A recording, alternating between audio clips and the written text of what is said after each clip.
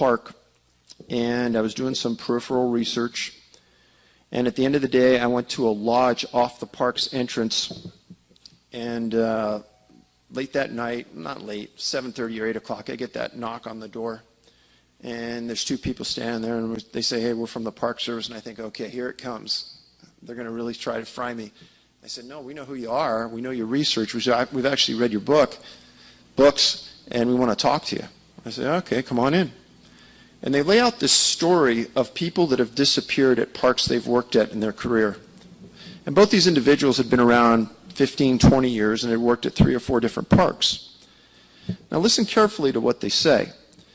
They say that, yeah, they think that there's an abnormal amount of people that disappear at their parks. And on the front end, there's a lot of publicity, and on the back end, there's no publicity, and there's no follow-up. And it's almost as though nobody cares. And they said, we can't actually state that something weird is going on, but we think it's unusual, and we're surprised that the Park Service isn't doing something about it. And we think you should really look into it because we think there's a big story here. And so we talked about it more, and they named a couple of locations. The next morning when I drove out, I called a couple of law enforcement guys I know, and I laid it out for them, and I said, hey, just do some peripheral research and try to figure out if there's big numbers missing from these locations. And son of a gun, they called me for an hour and they said, hey, there's something big, big, big here.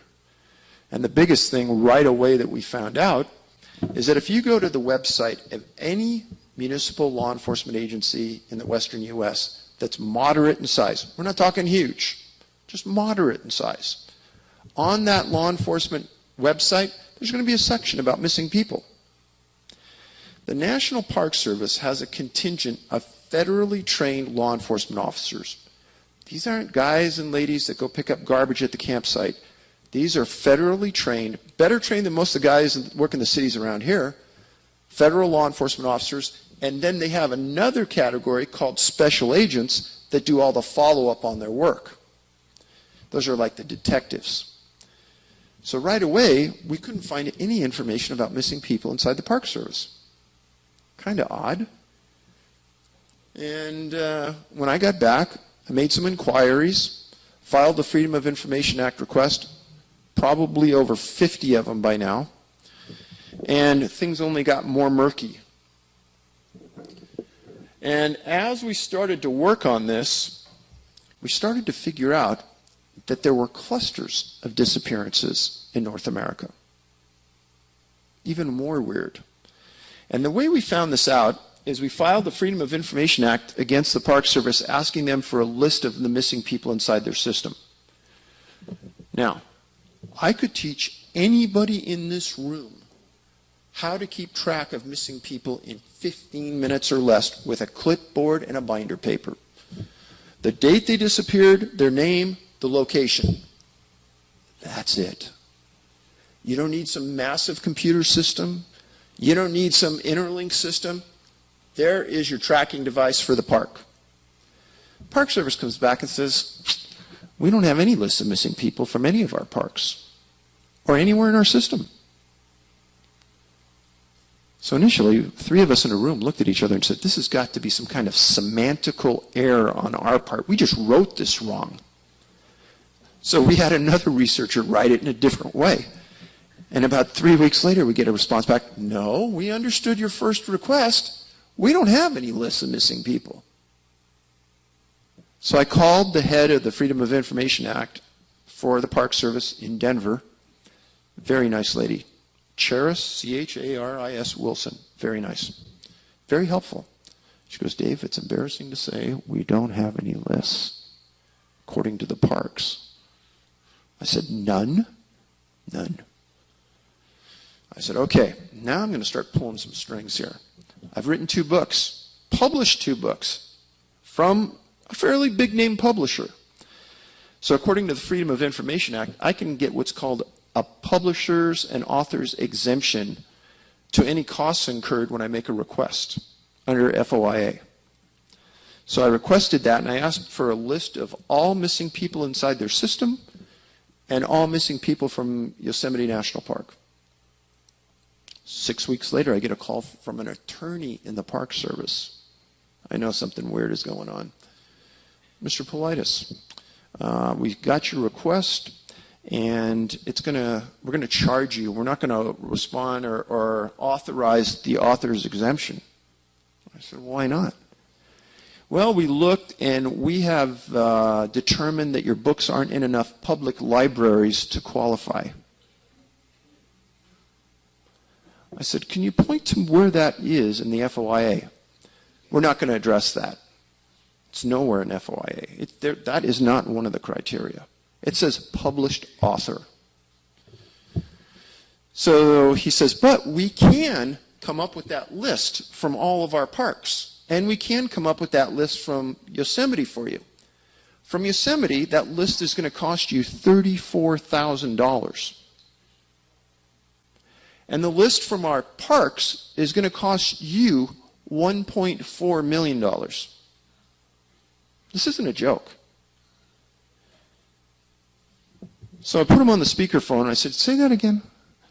Some of the guys, all law enforcement guys are sitting in the room. After we got off the phone, we said, we were even more determined than ever because we knew something is really, really wrong. And so there started the next 3 years of us camping out wherever we could to find archived information on missing people. And we just honed in, first of all, on Yosemite because it was in our backyard. And that is the cluster of the largest mass of disappearances in the wilds of North America anywhere. And folks, I'm not talking about mountain climbers who disappeared on the side of El Capitan, people who fell into rivers, people who were suicidal. All of those were eliminated. We're looking for a specific type of disappearance which can't be answered. We're talking about the true whodunits. Nothing like this has ever been done before. So, talk about the rangers. Initially, lots of publicity, then none. No tracking mechanism for all the distant people, and the attitude of their own national park system wasn't correct. Also, another thing, people that disappear inside national parks, 80% of the time you'll never find them on a database, anywhere in North America as a missing person. Why?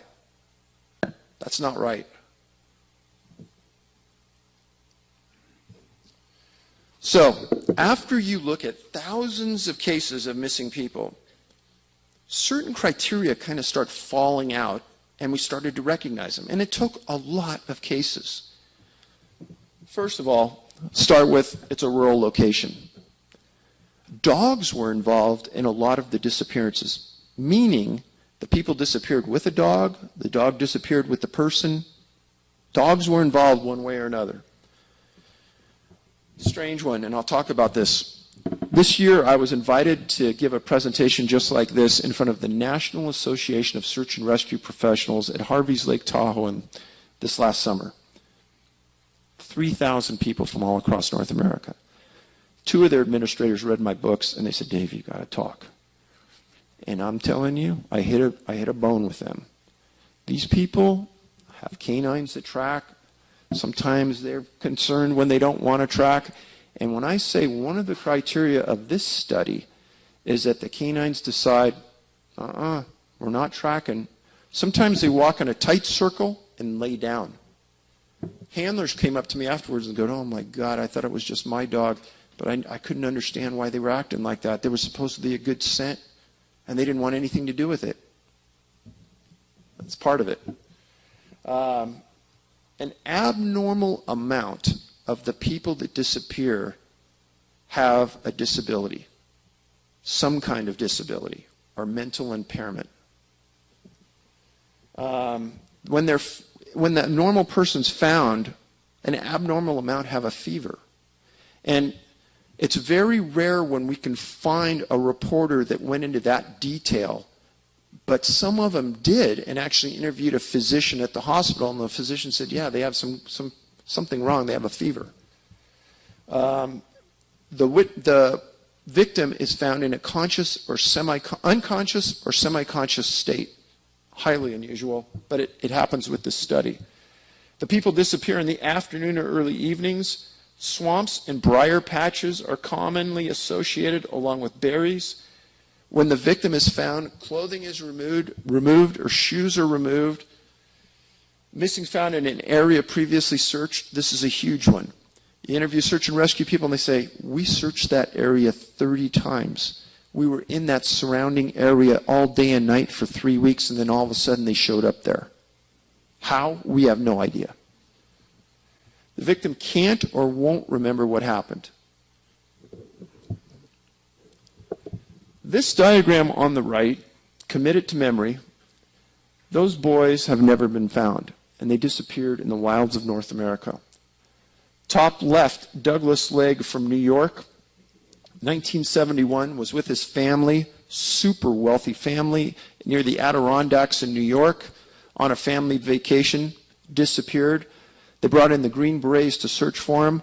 They tracked him supposedly over 50 miles around the outskirts of Lake Placid, New York, and back down the other side through the roughest part of the high mountain peaks in New York. Never found him. Canines tracked him there. The searchers were on it, and they said, we can't believe this kid went there. We can't believe it, but the dogs are on it. Dennis Johnson, 66, from Yellowstone Park. One of the strangest disappearances I've ever researched. It's in the book. He was with his family. He and his sister disappeared simultaneously. His sister reappears. They go out and they search for the Dennis for weeks. For some reason, they couldn't find any tracks. Never found. Dennis Martin, 7 years old, Great Smoky Mountain National Park. Never, ever found. No tracks or nothing. One of the most recent ones is Sammy Belkey, middle left, Crater Lake National Park. Was with his dad. Sammy had a disability, a mental disability. Derek Ingbertson, Crater Lake National Park. Edward Nye, Crater Lake. Those three boys in the middle, all Crater Lake. What's unusual about that? You look at their ages and you look at their sexes, and there is something about the clusters that we identify in the books. Some clusters are old people. Some clusters are young boys. Some are girls. There's a consistent element in each one of those clusters that's highly, highly suspect. Bottom left, Dickie Sudine, Mid-Sierras in Northern California. James Bordenkircher, Mid-Sierras. He disappeared from North Lake Tahoe, from his parents' kind of a rural location right on the Nevada border, still missing. And Travis Zweig, Southern California, Pinyon Pines, disappeared. Now, I'm going to tell you that I want everybody in this room to take that paradigm you have about missing people and throw it in the garbage can right now. These boys right here. How many people in this room have kids? First of all, raise their hand so I have an idea how many parents. If you have a son or a daughter and they've lived through that 5, 6, 7-year-old age bracket, you know how far that kid can go. How far they're going to walk. And the stories about some of these kids that disappear is too phenomenal to believe. When you talk to search and rescue people, there isn't one I've ever met that said that they shouldn't be able to find a 6-year-old boy that disappears in the wild. Now, animal attack has been eliminated from this. If there's an attack on a child by an animal, there's going to be a scene. There's going to be blood. There's going to be hair. It's going to be obvious, and the canines will hit on it. That's not what happened here. In this diagram right here, the boys were 2 to 14. 3 boys were 8 years old. This is about women who disappeared now. Teresa Breyer, Shut-Eye Peak, kind of up above Fresno in the Sierras. Stacy Aris. That one right there, I will never give up on this case. I lived in Los Gatos, California for about 20 years, Northern California, right outside of San Jose. Stacy lived in Saratoga. And right when we started on this, that was one of the first cases that I got hit with. It was in 81. She was with her dad, and they were in the high Sierras of Yosemite riding horses into a backcountry area with 6 other people. They ride up to these cabins that are in the middle of nowhere, and they had rented them with the backpacker and the horseman. They get off their horses. Stacy and her dad go into one of the cabins that they're sharing. And she comes out with her dad, and she says, hey, Dad, she's got her camera. She goes, I'm going to go over to this point right here. I'm going to take some pictures, and I'm going to go with this other man, a 71-year-old man who was on horseback. She and the 71-year-old man walk 20, 30 yards out to this point, and they sit down on a boulder. She's taking pictures with him. Everyone can see them. They're not very far away. In this portion of Yosemite, there's a lot of boulders of granite, a lot of just straight granite.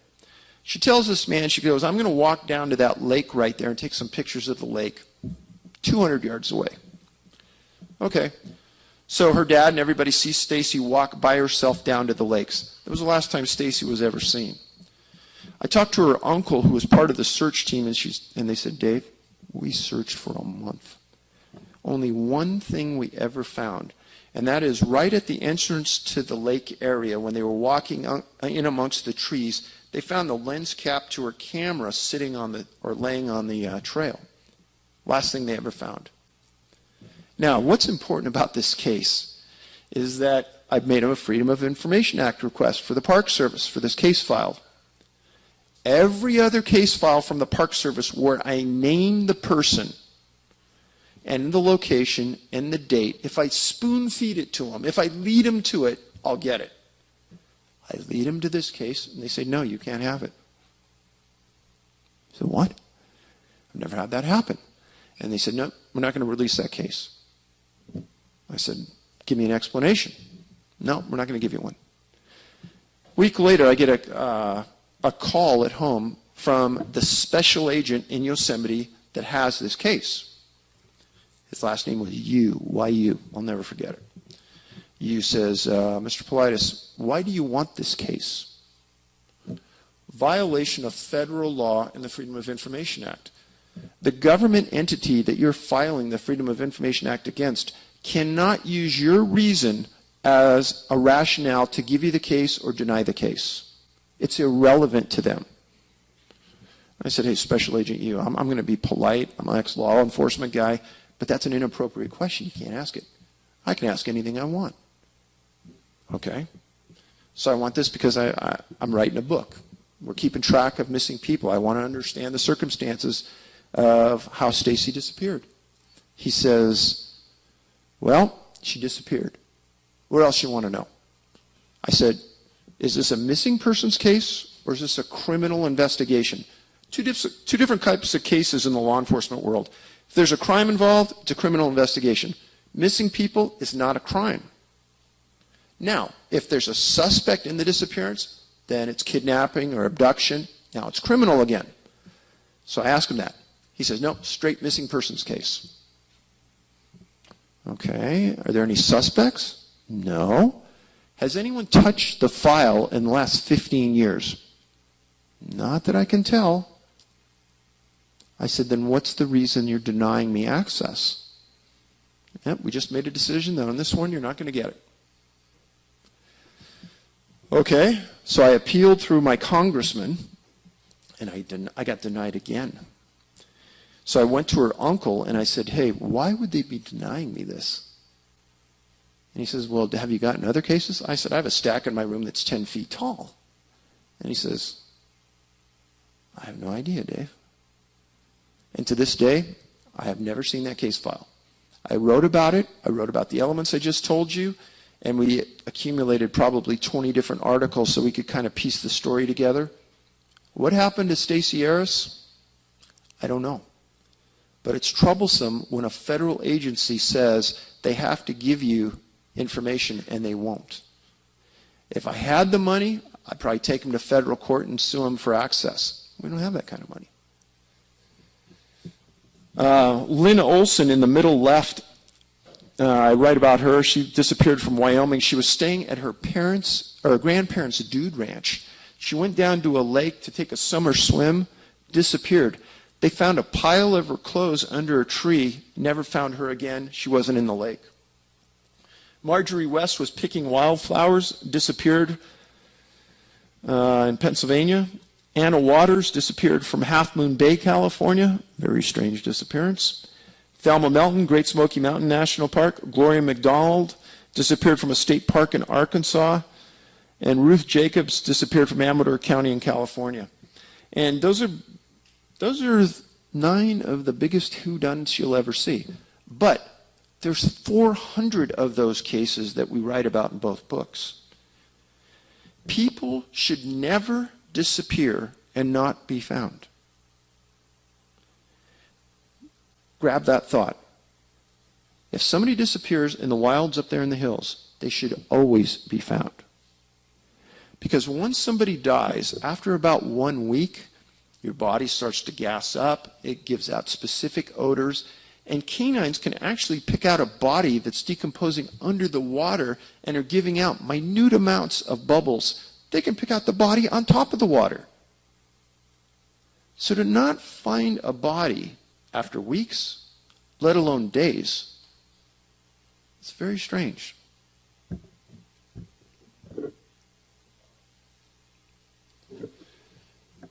Most disturbing of everything we found is that in Pennsylvania, 29 children 10 years or younger went missing there from 1880 to 1957. In 1941 alone, 3 children vanished 5 months apart and were never found. There is no state in the United States where there are so many children missing and never found. Ever, anywhere. There are actually clusters. We made the entire state of Pennsylvania a cluster. There are actually clusters inside the state where these kids have disappeared. I've had hundreds of emails about this since people read the books. Different hypotheses and things. Nothing really concrete, nothing solid. But it is very, very strange. Again, the continuity in these disappearances, the commonalities that occur are mind-boggling. It's almost as though you're reading the same report time after time after time where the elements of these people have vanished.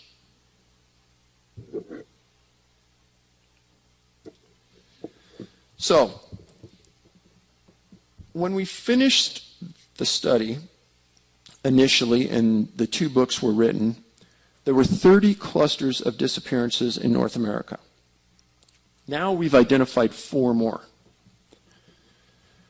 3 or more missing from each cluster minimum.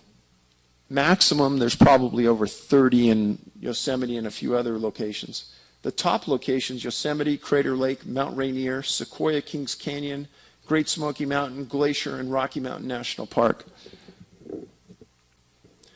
This is the map, and this is a map we keep updated of the disappearances.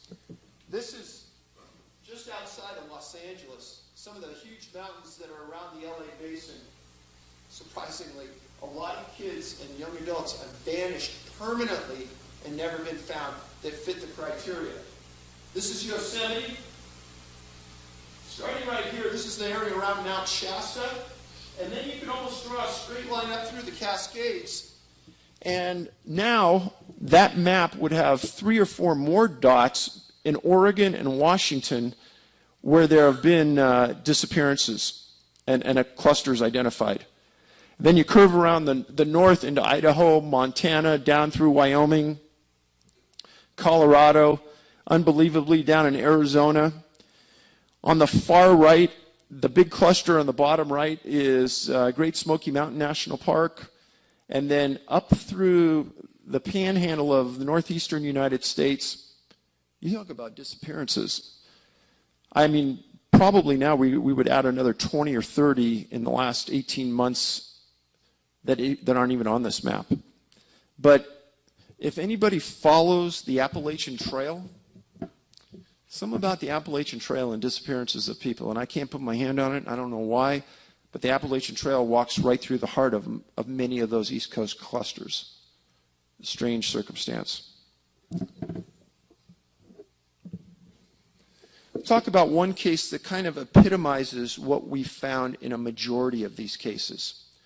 A boy named Keith Parkins, 2 years old, from Ritter, Oregon. And Ritter is sort of on the eastern edge of Oregon. He and his family went to go visit their grandparents' ranch. And there are booklets that are written for search and rescue teams to follow, and it's kind of a guideline on how you set your grids, how far out you look, how you allocate resources.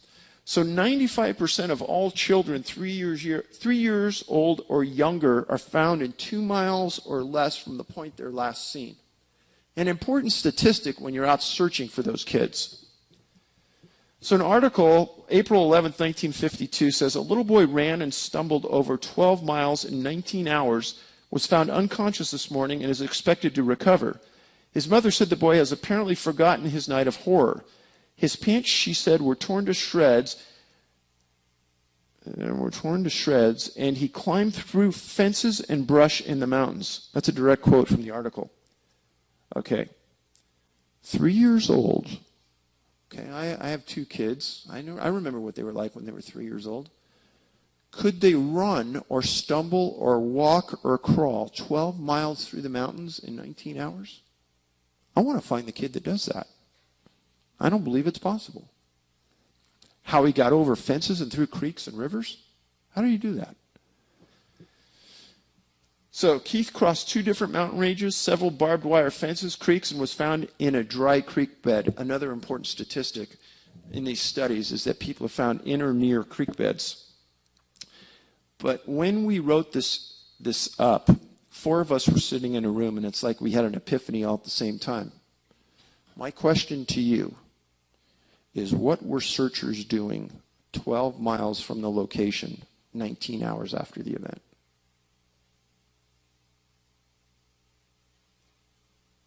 Doesn't make any sense. No sense. It makes no sense. There's no way any searcher in the world would do that. One of the most concerning disappearances occurred in my backyard, Rocky Mountain National Park. Anybody here ever been there? All right, good.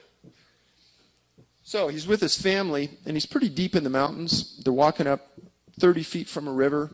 Mom, Dad, Alfred. And that's his picture down there in the lower right. And all of a sudden, parents turn around. This is how quick it happens, too. There 1 minute, gone the next minute. They say he was gone. Park Service, I can understand it. They immediately thought he fell in the river. So they got permission from Fish and Game to shut down the river, block it, and they searched it for 5 days. This is the actual picture of what they were searching and when they were searching. They looked under every boulder. They looked under every rock. They put a fence line and barbed wire fence at the bottom so they wouldn't miss him when he flew by, supposedly. They never found him. But they brought in some new bloodhounds, and they tracked the boy 500 feet uphill from where the parents were. But he disappeared behind them. So the parents, right from the beginning, told the Park Service that he didn't fall in the water, and they felt that an abduction had occurred. They never clarified why the abduction, but they said he was abducted. There's no way our boy's going to leave us like that. So more bloodhounds were brought to the scene, and all of them walked 500 feet up the trail, and there's a fork in the trail, and they laid down. Not normal behavior. But all of them did exactly that. So as all this is going on, there's a husband and a wife backpacking way, way up in the woods. They don't know anything's going on. And as they're walking down, they're resting, and they think they hear something up above them. So the husband gets out the binoculars and looks up at this rocky crag, horrific location, way up. He sees a little boy sitting on a ledge of a rock, like 300 feet above him. Hands the binoculars. The wife goes, I can't believe I'm looking at this. Look at this. She goes, oh my God. I said, well, what crazy parents would allow their kid to do that? And then all of a sudden the kids jerk back. So again, they don't know anything happened. They walk down into the park, and they just see a lot of cars and everything, and they hear a boy's disappeared, but they don't really know much. And they drive home into Denver the next day. Alfred's picture's on the front page of the Denver Post. And both of them look at each other and say, oh my God, that's the boy we saw. They drive back up into the park, they meet with rangers, and they tell the rangers, that where they saw Alfred. And the location is called Devil's Nest. One thing I write about in the books is locations in the woods are named for certain reasons. Say it's Miller's Creek. Well, maybe old man Miller lived on the creek in the 1800s and he named it. The word devil comes up more than it doesn't in high altitude disappearances. And it's something that I want you to keep in the back of your mind when you're reading the books. That word devil, why did that location get that word devil? Well, initially the Park Service doesn't believe either one of them. And they separate them and they interview them independently because they didn't believe them. They both tell the same story. We saw a little boy up on that ledge. They said there's no way a boy could get up there. If we get up there, we're going to have to use carabiners and ropes, and it'll take us a day and a half, 2 days. Make a long story short, the Park Service puts 30 guys on it. 2 days later, they reach the nest. They look around for 2 days. They find nothing, and Alfred Beelart's was never found.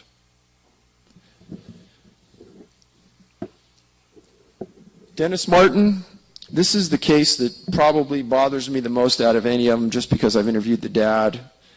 And I know the family was out lied to by the Park Service because I have all the reports. He was with his dad and his grandfather at a place called Spence Field, which doesn't have any public roads going to it. And it's like a big open field where people camp at, surrounded by very thick woods. And the Martins, Mr. Martin, his dad, Dennis, and his brother are just kind of running around the field, and the brothers are kind of playing. And you're going to see in these books that there's coincidences that can't be explained. And when I first read this, I read it 4 times before I could believe it. This is how strange this is. The Martins are up in this field by themselves. Nobody else is around. Another family walks up and sees the boys playing and goes, "Hey, we have some boys too here. Do you mind if they play together?" Mr. Martin says, "No, come on over. Sit down and join us." And this family says, "Oh, my name is Claudia Martin." He goes, "What?" "Oh, my name is Claudia Martin, and this is my husband, Ron." He goes, our name's Martins too. How do you meet? How odd is that? Just to start the story with strangeness. Boys are playing together, running around. It's getting to be like 3 o'clock, 4 o'clock in the afternoon. And they're playing hide and seek. And Dennis goes behind one bush right on the fringe of the forest. Other boys go behind other bushes. And Mr. Martin tells me, he says, "Dave, it's that sixth sense that parents have that something's wrong. All the boys are starting to come out from behind the bushes, and my son wasn't. I got up and walked 40 feet right over to that bush, and my son wasn't there. 15 feet away is the Appalachian Trail going south through the Great Smoky Mountains National Park, and I took off on a dead run for 2 miles. And I didn't hear anything, I didn't see anything, and we never saw my son again." Appalachian Trail. Now, there's a whole lot of high strangeness that went on with this story. Within 3 hours when Dennis disappeared, it started to rain like it never rained in years at that park. And it rained straight for 7 days. Another commonality in many of the disappearances I write about is bad weather hits the area right after people disappear or right when they disappear. So Dennis disappears. Within 2 hours, there's 100 rangers at the location searching. Within 48 hours, there's Green Berets that show up. Now, I did a little research about this. 99.999% of the time, it's local National Guards people that come and search for missing people. Why? Because they're in the community, they're close, they're readily available. The Green Berets signed an agreement of secrecy with the government that they'll never state what their mission is, they'll never state what they're doing. Yet Green Berets fly in by helicopter within 2 days that Dennis disappears.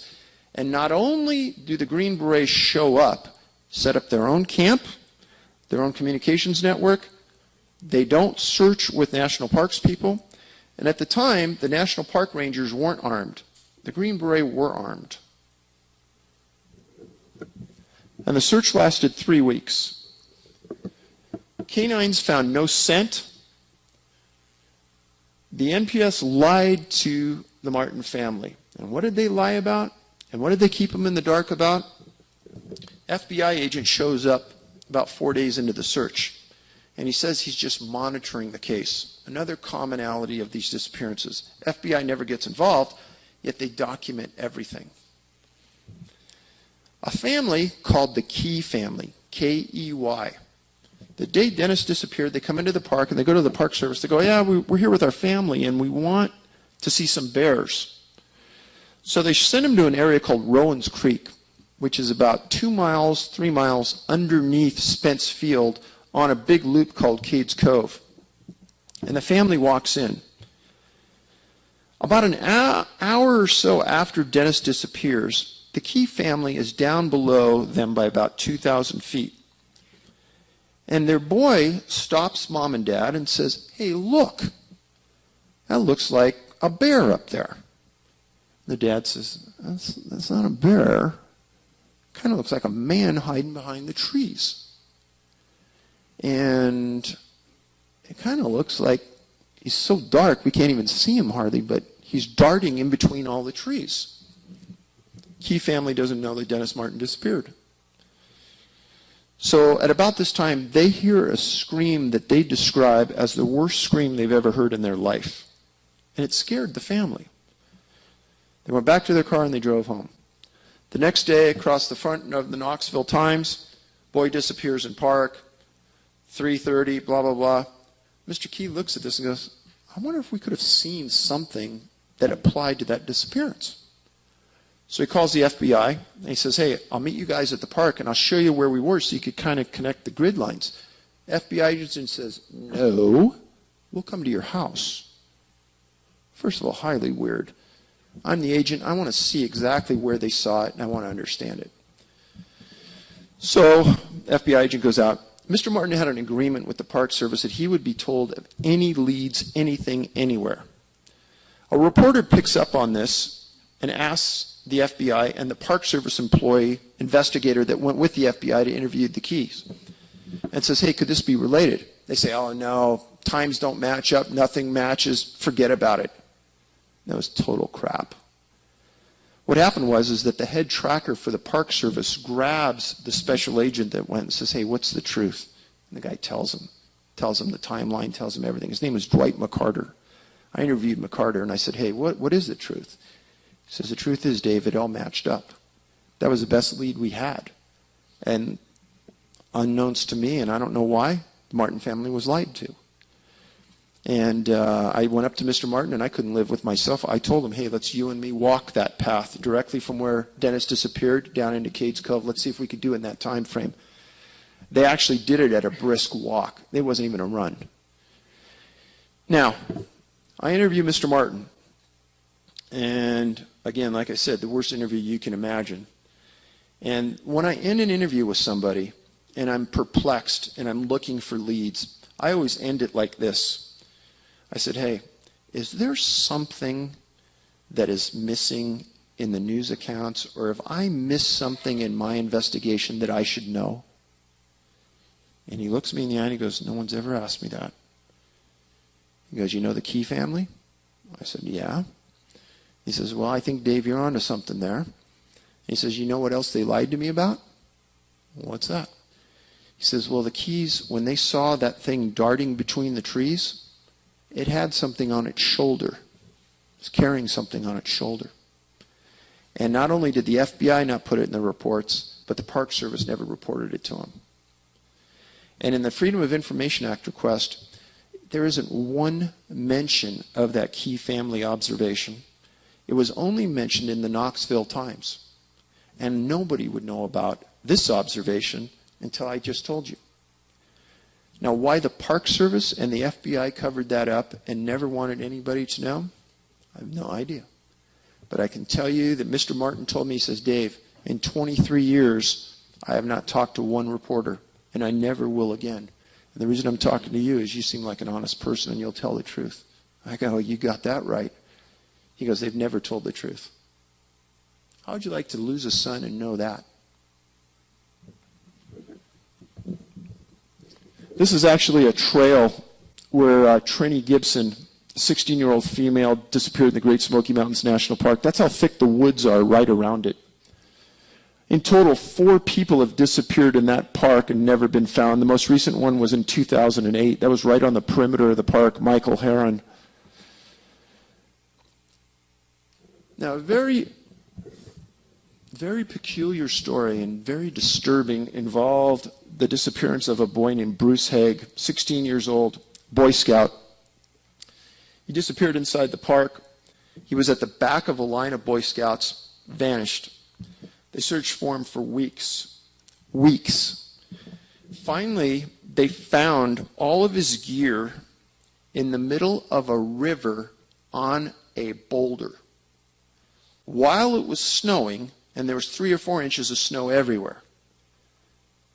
The assumption is that in the middle of this massive snowstorm, he waddles into the river, takes his backpack off, takes everything out of the backpack, and neatly puts it on this boulder in the middle of this river. They search. They decide to go upstream, and 2 miles upstream from where they found his backpack, they found Bruce Haig dead sitting against a tree, frozen to death. The disturbing thing about that story is that Bruce Haig's pants were pulled down to his knees, and his boots and socks and gloves were taken off. Now that story may sound very, very strange, but even stranger than that is that at Crater Lake National Park, 19 years earlier, a guy named Charles McCullough disappeared. And Charles was at the lake during the winter as well, disappeared, and this was a year where they had 25-foot snow drifts around the lake. And at Crater Lake, there's one road that goes right to the lake, and then that's it. And essentially all the backcountry's closed. Charles just came there to take pictures. He didn't have any special gear. He didn't have anything except a little backpack. Vanished. 2 years later in the backcountry, I think it was 8 or 9 miles from the point he was last seen at the lake, some people were hiking in the wilderness, and they found some bones that they thought were human, and they called the Park Service. And 2 rangers ride out to the scene. I interviewed one of those rangers. He said, Dave, 26 years as a law enforcement ranger, I've never seen anything like this. It disturbed me and my partner so much that we pulled out of there, put evidence tape around it, and called for an FBI evidence response team from Portland to come in and work the scene because we couldn't understand what happened. And we thought it was criminal. For a 26-year ranger who's found over 100 bodies in the backwoods to say that, you know something strange happened. What they found was a giant Douglas fir tree had fallen across this little creek. On the other side of this giant Douglas fir is they find a pair of pants, Levi's, the belt buckle undone, the pants and zipper undone, and the pants, he said, it looked like the boy had melted right into the pants. They were completely right down to his socks. And he says, but you see, the belt buckle was undone. The belt buckle on the pants was undone, and the zipper was down, Dave. Remember that. And he says there was only one bone in the right leg, and it was a broken tibia bone. That's the shin bone. And he says in the socks there were little bones. He says we never could find the femurs, the hip bones, shoulder bones, the spine. We found a small part of the skull about 15 feet away, and everything else was in the size of very small pieces of bone scattered throughout the area. But he says, Dave, I've recovered a lot of people over the years, and one thing I always find boots, because boots can last up to 100 years in the wild because of what they're made of. We never found his boots, Dave. And he says that ended up being Charles McCullough in an area that was absolutely inaccessible by anybody in the winter. Even in snowshoes, he said, because the piles of snow and the drifts were so large. Now, I almost stumbled out of my desk when I read the McCullough case and the Haig case and their similarities. And I don't know what to make of it. And as the ranger, the law enforcement ranger who's found 100 bodies in his 26 years said, that isn't normal. How he got there, why his pants were down to his socks like that, I have no idea. Now, in the books, you're going to see me talk about coincidence quite a bit. There may be coincidences, but sometimes similarities just hit you in the face and they say, that's just too common. Let's talk about Dennis Martin and Dennis Johnson. Both disappear in national parks. One boy's 8, one boy's 6. One goes missing July 1st, one goes missing June 14th. They're both wearing red shirts. Their father's first name is William. Let's just stop there. Is that enough? I mean, who could put this stuff together? Bloodhounds in both cases couldn't track. Nothing of either boy was ever found. Storm hit the area after each boy disappeared. No tracks were ever found. And you know, an unusual spin to this, and I can understand it, the fathers stayed for weeks and weeks afterwards, never giving up on their son. And for the parents in the room, I'm sure you guys understand that. I don't think I could leave knowing my boy was somewhere in the woods.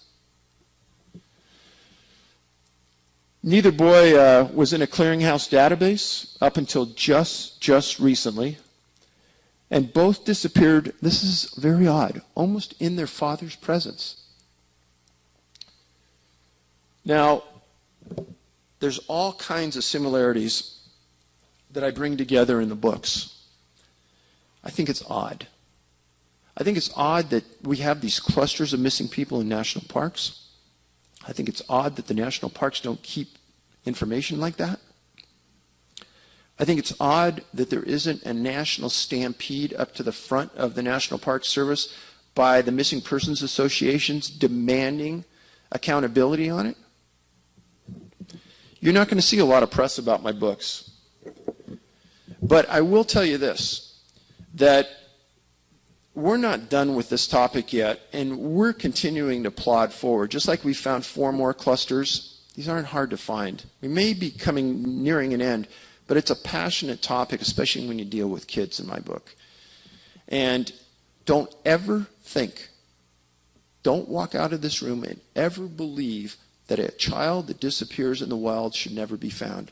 If there's not a water source nearby, specifically, each one of the cases we have written about, we've excluded water as the cause. So, I've used up my 2 hours. I was trying to leave about 10 minutes here for the end for questions. Yes, sir. I was thinking about these bloodhounds, and we're generally the canines. I'm wondering what is known about their search behavior, specifically what causes them to basically lay down and give up. What would happen if you were to do an experiment with some people, walk them along a trail, and then have, for example, a lead attached to a thing that a helicopter could just lift it out of there. So this would be a case where the trail literally disappeared because you did an experiment to make the trail disappear. Does a bloodhound in that circumstance come there and circle around and lay down? Or is there some other explanation? Is it the case what is known about getting bloodhounds to lay down? Are bloodhounds different than other dogs? Could you use a different animal, a wolf or something, that might have different tracking behavior? Are there other animals that can track? But the question is, the notion is that there's more to be known there. And just a general comment, that's my question. The general comment is that basically there's an old thing about dividing and conquering. And so the MUFON ET movement is interested in a certain class of phenomena, and the Bigfoot community's in a different one, and they apparently don't talk to each other, don't like. It's almost as if there's been some division created there, perhaps by the government, whatever. And these another second quick comment is that, I mean, it could be ETs abducting them, it could be somebody experimented on with directed energy weapons or something. But there's an awful lot of interesting questions here, and so I'll let you answer the question about the bloodhounds.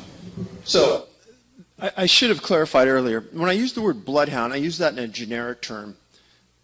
Few times in any of the reports they name a species of dog that's tracking. It could have been a German Shepherd, could have been any kind of dog. But just in generic terms, I use the word bloodhound in the books. Your point about being plucked out and helicoptered away is a great question. Now, spending 20 years in law enforcement, I worked on the SWAT team for 3 years, and we had canines and handlers assigned to our team, and we worked with them daily for 3 years. Those dogs live for the search. When they come out of the car, it's like, oh my gosh, fun time at River City. They're all over it. And the same questions I asked the searchers here. And they said, we don't know. It's not in their behavior to do that. It's like all of the energy got zapped out of them. Great questions. No answers. Yes, sir. Yeah, I just wanted to focus in on your last statement about the child and the dark, shadowy kind of thing going from tree to tree. If the person was able to see in the distance with the binoculars or whatever that there was a child on this person's shoulder or whatever back, how did they, if they could see that detail, how did they describe the person that was dressed or the thing dressed in black? No, they never said that they saw a child. They said it was carrying something on its shoulder. Okay, so it's still undefinable. Okay. Right. All right. Yes, ma'am. Did you ever employ some psychics that are experienced in these searches to help you? Great question. And, you know, there was a few cases where I mentioned a psychic because in the National Park Service reports, they mentioned a psychic coming forward and helping. You would not believe how lambasted I was by some people for even mentioning a psychic in those reports. And the funny thing is, I could march in here probably 400 homicide detectives, and they've used psychics, and they've assisted in finding bodies. So go ahead and laugh all you want. Somehow or another they work in certain circumstances. Yes, ma'am. That they found some of these children and they couldn't remember them, or they were really little and they really couldn't tell a very good story. Have you been able to interview some of them now that they're older, or have they been put under hypnosis to try and remember what their experience was? So have some of the missing children who are older now been put under hypnosis to realize what happened to them? Great question, and something I would relish doing. We were advised early on by some missing persons groups that we had to tread real lightly on these missing people, meaning that some missing people, if we interviewed them and we gleaned their story, would view us as victimizing them a second time and then profiting from their loss. They told us to be very, very careful on the approach and how we worked with those people. So it was very, very limited that we actually did make an approach, and we were really, really careful. In the perfect world, I would like to get every one of these people that lived through the experience at a conference like this, and a group go through hypnosis and understand the commonality of what happened, because I think there's something there. Sir? You said that some of the missing children were later found, but what was the longest duration of time in between when they were missing and when they were found? Probably 3 days, 4 days, 5 days, right in there. Bodies were found sometimes 10 days. In the incident of McCullough, about 18 months. Yes, sir. One of the times you were on Coast to Coast with George and Nat, I believe George brought up the theory that this could possibly, it sounds like alien abduction in some of the stories. Have you given that theory any more thought? So, during the last year, I probably got 3,000 or 4,000 emails. And unbelievably, I respond to everybody. And I think that's important. And I think that probably 7 or 8 I've received over the years were 10 pages long or longer. And they honed in on a hypothesis of what happened. And I can honestly tell you that 6 out of the 8 I would have never thought of a year ago. Yet, I couldn't exclude it 100% today. So, certain elements of this mimic other elements that we know about. So, yes and no. I mean, my eyes and my vision of what's going on has tripled in size. I hope I answered that. I don't mean to ignore it, but yes. Earlier, you said that after one of these abductions or missing persons takes place, you said that the weather changes pretty significantly. Is that 100% of the time, 90% of the time, 75% of the time? A large percentage of the time. Yeah. You said in one of the books that some of the victims had lacerations going from head to foot as if they were carried. You mentioned about the dogs that they lay down. That's also mentioned in the Bigfoot book, occasionally previously mentioned. Is there not an implication that some of these are perhaps related to Bigfoot, even though you perhaps don't want to say definitively for all of them? Talking about the scratches, a lot of them have horrible scratches, and it's talked about by the parents and the searchers. And you see, I have a tough time understanding how a 2 or 3-year-old can move that fast through the woods and I can't imagine them just running and scratching themselves to shreds and their clothes to shreds. I imagine them working slowly. This thought of them purposely motoring themselves that fast doesn't make sense. Now your thought about being carried is one thought.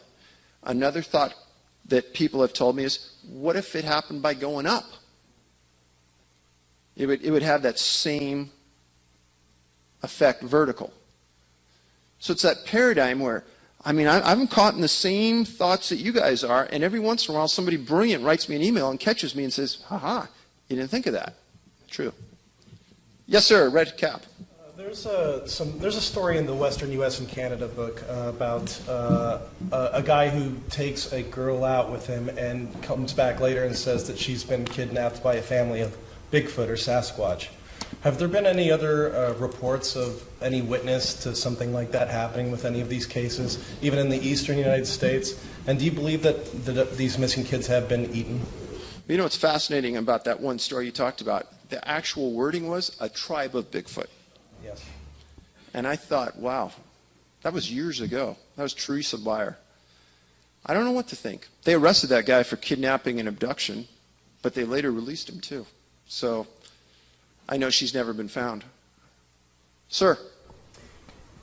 Do you believe that the majority of these are abductions? And also, I'm going to ask you your favorite question. Is there anything that you left out of these publications that maybe you've discovered since the release of these books that you can share that would shed some light on any of these cases? Is there anything I purposely left out of the books? No. And what was the other part? Are these abductions, in your opinion? I think in many of the cases, you would be foolish not to look at that angle. Sir? Have you done any research into the missing people on the Highway of Tears? We've looked at it. And we actually know some people in the RCMP. What that is that's a highway that runs through parts of British Columbia, and there's just been an inordinate amount of First Nations people, women specifically, that have disappeared. And they actually put a task force together about 2 years ago to work those cases. And it's unfortunate. It should have been done 10 years earlier. But there's a lot of whodunits. There's a lot of questions about what's happened there. And I just heard recently on the QT that they actually have a suspect on a majority of those. I don't know if they'll have enough to put the case together. But I don't think all of them fit the criteria. But it's an interesting set of disappearances. Same as, I don't know if you guys could go home and Google this. There's been a series of feet that have been found in shoes that have washed up on beaches in North America predominantly on the western U.S. Actually, one washed up on Eureka. And where they came from, it's another big whodunit. Back row, bald man. Yes, sir. Well, I'm not quite bald, but anyhow. I just saw the glow. Because I'm thinking a lot. Do dogs have trouble following a live Bigfoot trail, or do they lay down and give up? I have no idea. Be interested in finding that out. Got to find a Bigfoot to track him first. Well, when one gets kidnapped by a tribe, that would be the time to launch some dogs to find out if they give up, they walk along and then give up. Yes, Steve? Dave, there was a disappearance of a young boy in Oregon a couple of years ago. I don't remember his name, but it got a little bit of press. Did any of the telltales of that case match what you've been studying? Not sure. Not sure which case you're talking about. I wish I could remember his name. I can't. It was a couple of years ago. Back row, yes. You said earlier that you saw a Bigfoot. Did I understand you correctly? Yes, sir. Could you elaborate on that? So most people would think that Patterson-Gimlin and Bigfoot's walking through a riverbed and you get a good look at it for like 45 seconds. That is essentially never been heard of since and hasn't been heard of again. And what I tell people is you think about this. What is the ratio in the woods today of people with a device that could record what Patterson and Gimlin saw? What's the ratio in the woods today versus 1967? And these yo-hos catch him for almost a minute, and there's been nothing like that since. Why? I don't know. Sir? For your law enforcement background, you can size up people's demeanor, presentation, and what they tell you. As far as the National Park Service, their officers, are they telling you a cover story what they want you to hear, or are they taking you back on the low and telling you they just want to tell you? So I didn't get to talk to you face to face, so I really couldn't size him up too well, other than I was a little surprised he wasn't nicer to me, knowing who I was. And I wasn't being belligerent or unfriendly to him. And for him to take that stance was unusual. So I really don't know how to take it. Yes? Is there, forgive me for listening to you very carefully, I just want to make sure you weren't parsing words. Is there anything that you unintentionally left out of the book? No. Talk about your sight. About my son? Your sighting. My sighting. Oh, I'm sorry. Oh, yeah, and then there was this. So I don't usually talk about it, but I don't mind. So it wasn't that Patterson-Gimlin kind of sighting. And Scott Carpenter prepped me for what we were walking into and what we would be looking at. And I think that the more people that got this training, probably there would be many more sightings. So when you're in the woods and you're walking into a national park, start being observant the first time you hit that trailhead, because we believe that they're watching us a lot more than we ever believe. And they'll probably be laying down in bushes, and if you're not real cognizant, they're probably there. We walked in and we got into an area where Scott had maybe 12 or 14 DNA samples, and there's a giant row of bushes 15 feet in front of us. Giant, about 8-10 feet high, thick, thick, thick. And when you stand back and you look at it, you're just seeing all that. Scott goes, okay, Dave, walk up there, put your hands like you're looking through binoculars, and take that big space and focus it down so you're looking at, say, a 6-foot diameter look. Slowly work your way from right to left and tell me if you see anything. And I'm going to work my way left to right. Holy cow. I went like 4 feet. I said, Scott, I'm not going to blink. I'm not going to move. But about 8 feet over from the right-hand fringe and about 3 feet off the ground, there's a face that is as well as me staring at me right now. And we had this staring contest until my eyes went dry. And I would move my head to the left. It would move its head to the left. I'd move my head to the right. It'd move his.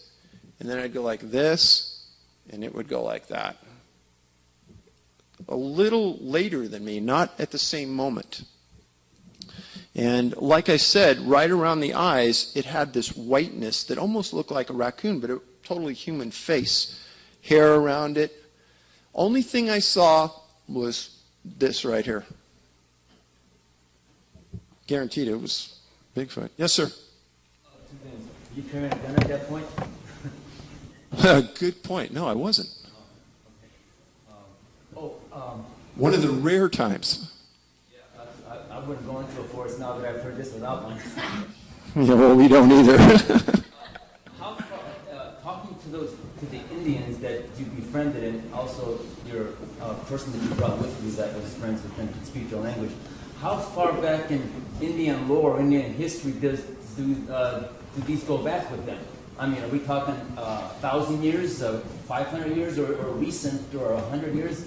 Well, Tule River was 1,500 to 2,000 years. And the elders I talked to, they'd talk back 150 years. They talked about a story where they were walking down a trail along the Klamath River, and they were walking to meet friends on a Sunday, and two Bigfoot and a little tiny, like a husband and a wife and a little tiny one, were walking the other way, and they said, this has been handed down from my grandmother to me, and they'll never forget it, that draped over their shoulders, they had kelp. Now, go back and Google kelp and the type of things that are in it. There's like medicinal qualities. There's all kinds of healthy things in kelp, including salt byproducts. And I thought, nobody could ever make that up. That's like way too good. So you hear those stories going back years and years. And then you read about Lucy Thompson and her stories going back to the late 1800s. Sir? The reason why no one has found a Bigfoot body or recent evidence of one having died is they do not live in our space-time. They are prehistoric like the Neanderthal man. When someone sees a Bigfoot, they're going through a portal like a time warp. So they're not actually in our time anymore, they're in their time. So the only Bigfoot bodies that anyone has claimed to have found have been hoaxes. And the same thing with the people that disappear. They're going through interdimensional portals. It may be one way, or may be a round trip, but they can come back in a different space-time.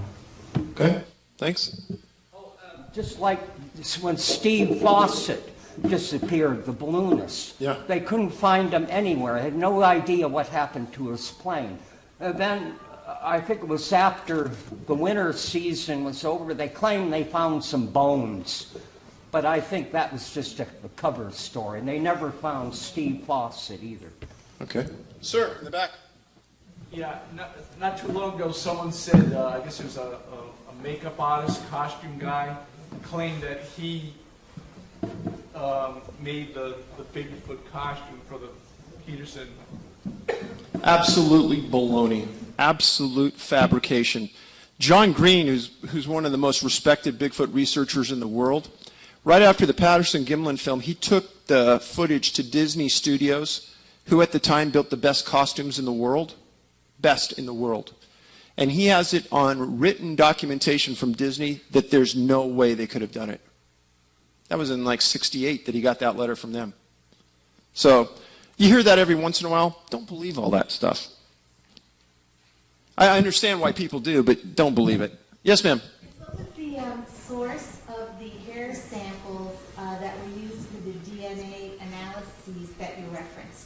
Like, where did they get collected from? Well, over 38, I think, came from our organization. So, where did they get them in the wild? Some came from Arizona, some from Hoopa, some from Great Smoky Mountain National Park. But I think they would just find them.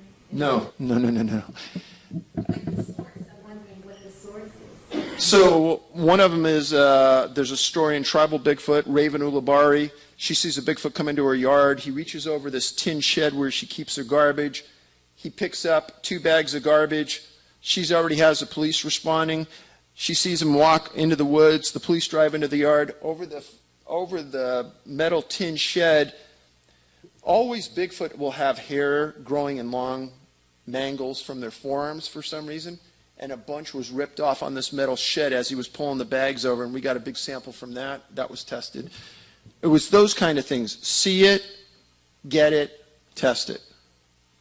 Yes, sir. Is it the Olympic project that you work with? They apparently said they've got footage, video, that's very definitive. I think Mel Ketchum mentioned it, or perhaps you did on a radio show many moons ago, to go with the DNA. Is any release on that, perhaps, in the future? So the Olympic project doesn't have the footage. Adrian Erickson has the footage. And Adrian is a man from Canada. He bought some property in Arkansas, put a couple of researchers on it for a few years. The footage is outstanding. Released?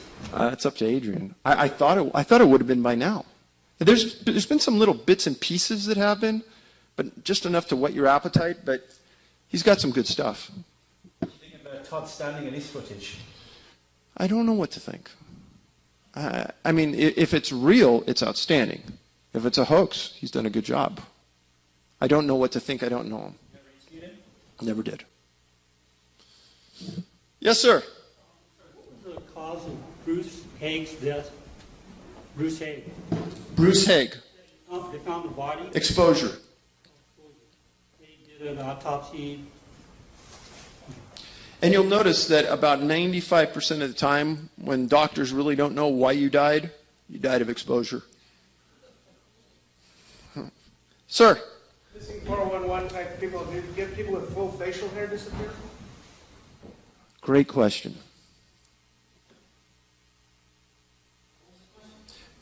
In Missing 411, do people with full facial hair disappear? You know, honestly, I don't remember one. I might be wrong, but it just doesn't hit. It's a good question. Doesn't hit me. Yes, ma'am. Yeah. Yeah, you talked about the coincidences in these incidences of the children, like the red shirts, the father's names were saying, other little details. And I was wondering what, in your opinion, is the significance of these coincidences, if any, and why you point them out, and why should we focus on that? I mean, you can't draw any conclusions per se, but could you comment a little bit more on these so-called, these obvious little details that are quite remarkably coincidental?